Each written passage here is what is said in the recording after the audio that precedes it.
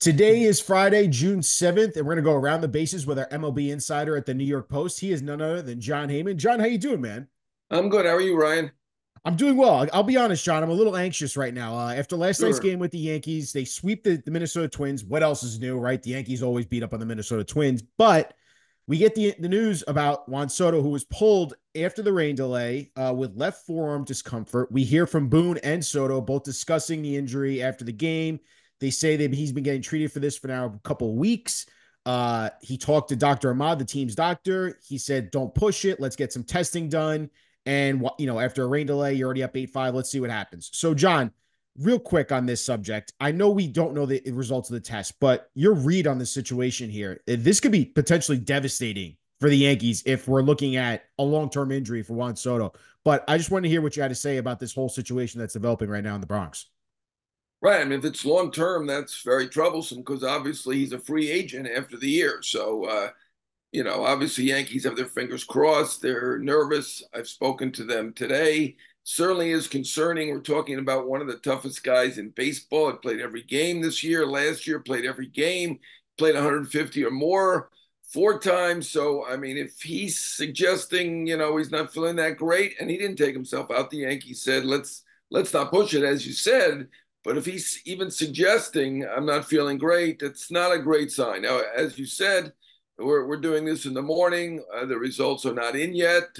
Not only do we not know them, I don't think they know them at this point, but certainly very, very concerning. I mean, there is the possibility that he'll be able to hit through it, but won't be able to play the field if it's an elbow situation.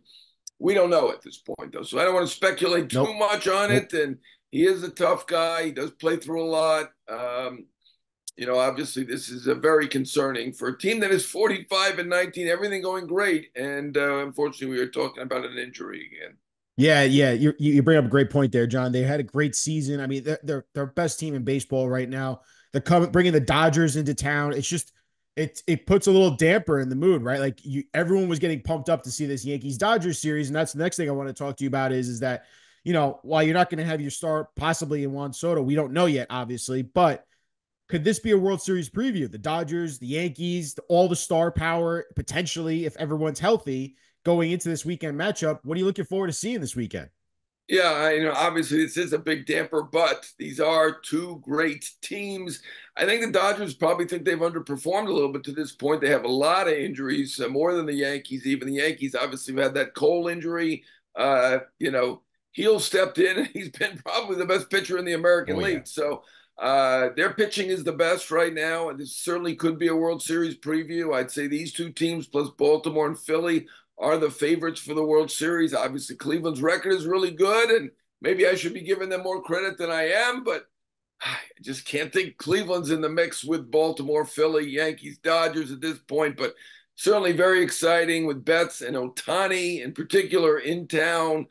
Star-studded teams, great matchup, and really Tonight we looking get forward to it. Yamamoto, John. We get the return of Yamamoto in the Yeah, Bronx. This is the guy right. the Yankees were so hard after this offseason. He ended up going to the Dodgers. How about that storyline tonight?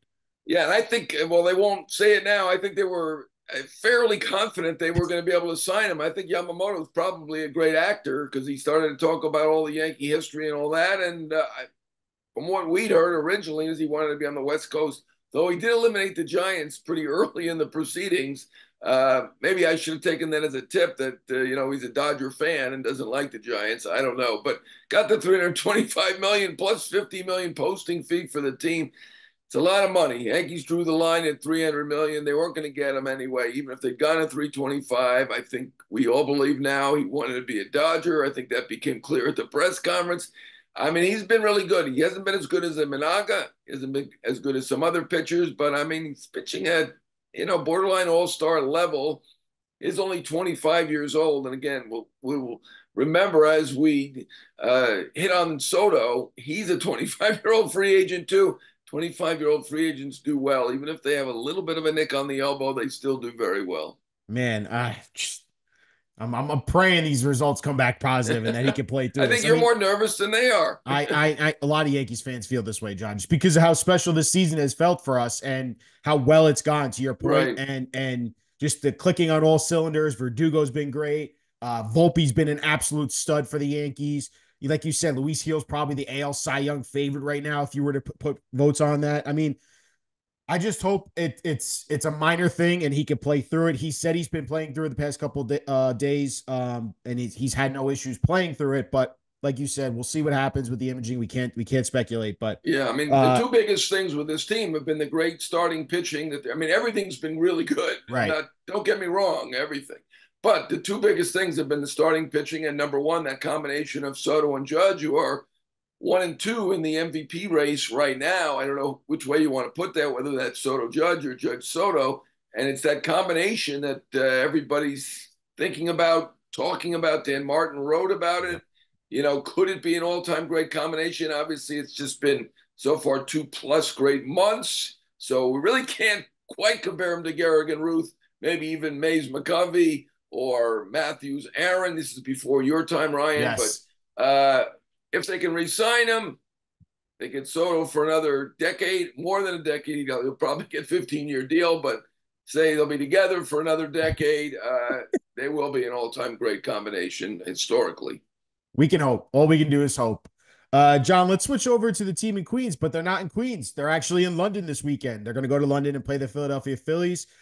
Since the last time we spoke, we had talked about how much they had struggled right in the month of May. And then sure enough, they go ahead and sweep the Nationals this week. My sense on this team is that there's some fight in this team.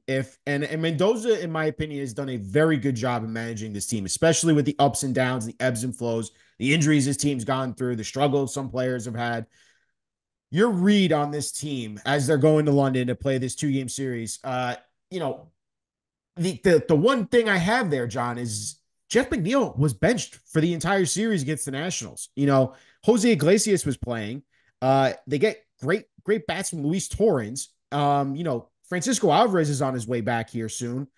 Could this team be potentially floating right there, like you mentioned, the wild card spot? Like, how do you get a sense with this team with the Mets I right now? mean, look at them right now. They're only 3 games out of the wild card, even 8 games under. So, they're in the race as we speak. I mean, I think eventually they'll be a candidate to sell. And I think other teams are really looking at them closely because they have so many players that will Right. have some trade value. They might not have the Luis Robert, who's got probably the biggest trade value of any of the guys being talked about now, because all the key players who could be traded are rentals with the Mets. That includes Alonso, Severino, Minaya, JD Martinez, Bader, on and on and on. But right now they're looking a lot better. I mean, I thought they would be better than they looked early. I mean, gotten to 11 under, incredible. I don't think anybody saw that coming. But you're right that the new blood has really helped. I think Iglesias coming in there, Vientos coming at third. I mean, Torrens has done a great job as well. So, Torrens and Nito are doing okay right now. Obviously, they need Alvarez back because he's a major threat. It's not Torrens had the 2 home run game. We're not Right. expecting that going forward forever. But right now, second base getting a little bit more life. Third base getting more hitting. Beatty was good defensively, but boy, Vientos has really been their best hitter this year You could to say this that again. point. I mean, he's one of their war leaders. He's not been there even half the time at this point. So they are looking much, much better. A good test, not just that they're in London, but good test to play the Phillies. And certainly Ranger Suarez provides quite a challenge. Yeah, that's for sure. He's had a heck Yeah. of a season too. So the follow up here, John, and this will move into our next subject about the trade deadline coming up because we are in June now. So we are like in those 2 month period where we're going to start seeing who's going to become buyers, who's going to become sellers. And you mentioned the Mets. Would they ultimately be sellers here because there are a lot of rentals there? But then the big question is guys like Pete Alonso, do they trade a Jeff McNeil, Marte? So your sense on the Mets in this trade deadline and that approach, do you ultimately think they're going to be sellers still, even if they're playing decent baseball here? Well, if they're still 8 under, I think they probably need to be a seller. If they're in this situation, probably need to sell. I mean, if they get a little bit closer, even if they're under 500, but they're within 2 or 3 games of the wild card. If you're slightly under 500, I can see going for it at that point. But particularly because they're not going to get a haul for anything. Now they'll get something for several guys, right? Alonso, obviously a terrific player, even as a rental, they'll get something decent for him. Will they get a top 50 prospect back? I don't think so. Not as a rental. History suggests that sluggers who are rentals do not bring a ton back. We saw that with Schwarber, with Rizzo, with JD Martinez a while back. So don't think they're going to get a ton for any one guy, but if you add them up between Minaya, Severino, Alonso, Bader, some of the others, it'll be a pretty decent take overall. Not as good, believe it or not, as the White Sox, who are challenging the 62 Mets.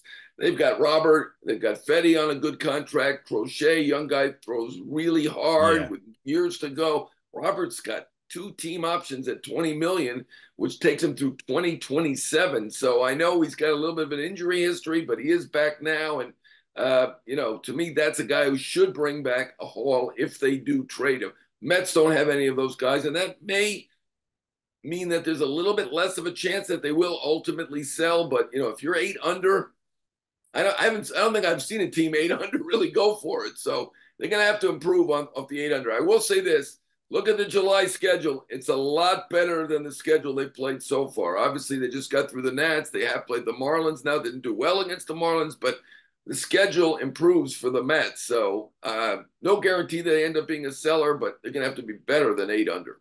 Yeah, no doubt, John. If especially like you said, if you're gonna be sellers, you're gonna have to probably get rid of all those rentals. Probably Alonso. I do have a question about the Alonso situation though, and I'm thinking back when Matt Olson was traded from the A's to the Braves. Was he a rental, or was he still had like a couple of years of control He left? had a couple years of control. Okay. Yeah. Yeah, so that's interesting So because, like you said, Alonso, a slugger, how much you really going to get in return? But the real ultimate question is what's Steve Cohen feeling? If he says, if they're 5 games under and he says, you know what, let's keep going for it. Like, well, let's not sell our pieces off, try and make a run at this thing and maybe even bring in a couple pieces if possible. I don't know. Like, I don't think anyone knows how Steve Cohen's feeling unless he brings it out on Twitter and just decides to tell everyone what's going on. Well, he was willing to sell last year, because they paid those contracts of Verlander and Scherzer way down. They were able to get fairly highly ranked prospects back. I'm not sure if you can do it. Even if you pay Alonso down, he's probably willing to pay anybody down. I still don't think you're going to get a top prospect back for a rental slugger. And let's face it. I mean, Severino and Minaya have been good, but they're Yeah. not on their way to the Hall of Fame like the other two guys are. So I'm not seeing a big return. On the other hand, Alonso, they can give him the qualifying offer. If they keep him, keep this in mind, that because they're so far over the threshold, they only get a fourth round pick. A lot of teams, when they give a qualifying offer and somebody leaves, they get a first rounder. Here, they only get a fourth rounder. So there isn't a huge value in keeping them there. The value in keeping them is to go for it. And we'll see if they think they have a chance. They got a lot of teams to climb over. Beyond being 8 under, they got a lot of teams to climb over right now. But like I said, good schedule in July, very good. I think they're better than they've shown. They're getting some life, certainly from Vientos, at least initially from Iglesias. Do I think Iglesias is now their starting second baseman? I'm not sure about that, but at least initially giving them a little extra life. Yeah, a little extra life. And like we said, if Alvarez comes back, that can inject a little bit more youth and power into the lineup. You never know what happens. The final thing about the trade deadline, I know you mentioned Luis Robert, Crochet. What are some of the other names you're hearing out there that could be possibly big name targets that we're looking at the deadline that could be moved? Yeah, I mean, this is going to be a huge seller's market. And by that, I mean, there aren't going to be a ton of very valuable pieces out there. That's why the White Sox, who are the worst team by far in Major League Baseball, probably would have the best sale if they go through with these trades that they're talking about. Luis Robert should bring back a haul. Very, very talented player.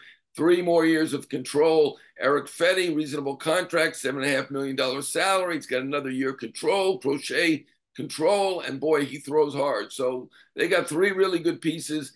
The A's obviously have Mason Miller. They've got a couple other veterans they can look at, but that's the big one, the 103-mile-an-hour throwing reliever. And it's funny, I don't know if you saw it, Rollins Chapman actually threw 2 pitches 104 I miles an hour. did. But anyway, Mason Miller's got 5 years of control, so he is a valuable trade piece. The Angels have some. Tyler Anderson has the highest WAR of any pitcher, believe it or not. He's kind of done that under the radar, been really good. That's a guy they can trade. They've also got Ward, the outfielder, Taylor Ward, who could bring something back, and their closer, Estevez.